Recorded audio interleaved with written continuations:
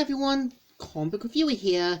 This time reviewing on Scarface 1983 film review. Now, as you know, Scarface is a 1983 crime drama film, which was meant to be a loose remake of the 1932 film and based on the 1930 novel. And I think we all seen references to the Al Pacino Scarface film, basically from Close Enough, South Park, and other media. So the premise of the film is meant to take place in the 1980s, where, Cuban refugee and ex-convict Tony Montoya arrives in Miami, and after getting their green cards, along with his friends Ray, Angel, and Chi, we kind of see how Tony Montana slowly rises himself to the top on the top shelf, and we do kind of see how, Tony is willing to kind of do whatever he can to become this sort of new big man. And we do kind of see how, other characters around him do kind of see signs of his arrogant but kind of determined behaviour. Like, when you kind of got, like, Tony's mum, you can tell she is disapproving of his kind of criminal behaviours. And I think when you also have Frank, who's kind of like the big crime boss, he does see that Tony is making deals and promises that wasn't really his place. And you even do kind of see how even his own sister starts to see that Tony isn't really the nicest kind of guy.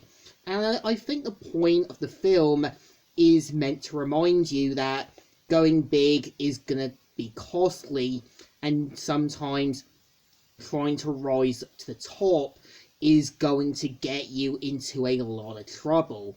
And we do kind of see how, characters around Tony end up getting hurt, end up kind of getting fed up with him, and even getting annoyed with his selfish behaviour. I think when you have, Frank's trophy wife, Elva, you can tell she's justifiably annoyed with Tony's more arrogant, selfish, narcissistic behaviour. And you do kind of see how, you even have a Colombian drug lord who at first is taken in by Tony's sort of determination, but after basically Tony makes one bad deal after another, we kind of see how, the Colombian sort of drug lord is willing to go against him to any means necessary. And I think the film's pacing is slow at best, but I think that was the point. Because, sometimes building a story, you want to take it slow, you want to sort of show what you can do, as well as kind of pace the story to a character's rise and downfall. And sometimes, rise and downfall storylines can work, as it's meant to remind you that you may start off big, but you might end up making things worse, or getting yourself into a lot of trouble. I know there is a PS2 game called Scarface The World Is Yours, which is meant to show an alternative story where Tony Montana did survive the gun shooting, and kind of being this kind of what-if film sequel had it been made. And I think the film is definitely good. It knew it's trying to build a little bit, but I think the point of the slow pacing, the minimum storyline, is meant to take things slowly. But I think this film definitely deserves a thumbs up. Still good, still enjoyable, and definitely one of those films I think Al Pacino really knew what he had to do.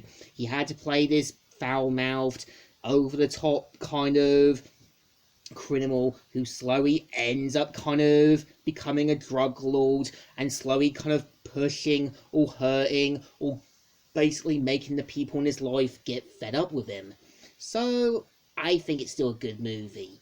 So, comic reviewer here, signing out.